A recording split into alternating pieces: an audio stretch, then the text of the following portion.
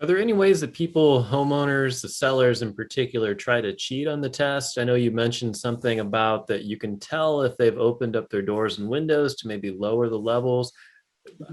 Talk about that. How do you know if someone does that, or what are some ways people try to cheat, and what precautions or safeguards do you have in place to be able to catch Sure. that? Yeah, that's always fun, right? So there's many things. First of all, every one of the electronic devices these days has sensors on it. So if anyone's ever moved the machine, so we lock down our machines so you can't move them. So we would know if you moved it.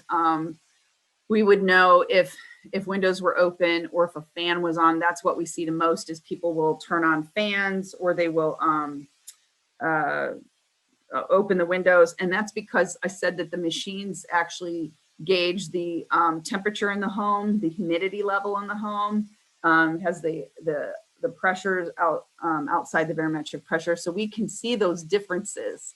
We can see when, especially like recently in the winter, if someone's furnace is on and you can see that the house temperature in the basement is, let's say 68 degrees, and then all of a sudden the furnace goes out and we've come back to pick up the test and it's like 40 something in there, you can totally see that drop, on the graph, in the information that we have there.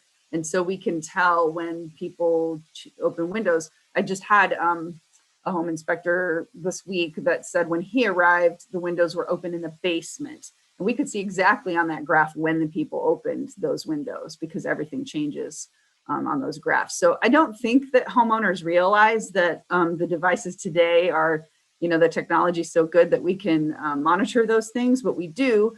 And so we have to have that conversation then with the realtor and say, hey, we see this, on the graph, and letting you know that this probably isn't a very accurate test. And you're probably going to have to go back to the sellers and say, something happened here that changed these levels. It kind of looks like maybe, windows might have been open. So we'd like to conduct another test, and you're going to have to pay for that because we did leave you the instructions that we needed this all shut up. So it doesn't happen as often as it used to before those devices had those sorts of tampering measures built in. That it's kind of newer, the past maybe 10 years. So before that, it was a lot harder to prove things, but now we can totally see that. So yeah, it's definitely helpful in getting a more accurate test.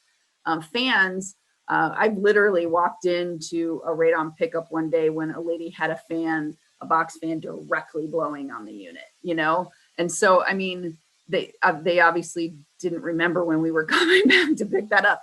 And so, that's just going to blow everything out to the walls, and we're not going to get a good reading there. So we did have to do a new test there for sure. So it's hard sometimes to get people to cooperate when they have it in their head that I pass this test, I'm going to do anything I can to cheat on this test. It's sad, it causes cancer. This hurts people.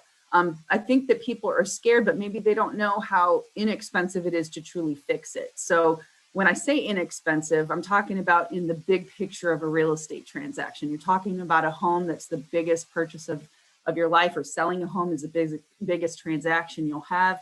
Most mitigation systems are around that $1,000 mark. So it's not as bad as a new roof or a new furnace and things like that. You're talking about $1,000 to prevent lung cancer. And so I think anyone would agree with me, and they would trade that $1,000 over having to pay for chemotherapy or losing a loved one over it. And so I think if people really thought about it that way, there would be less, tampering. So, yeah.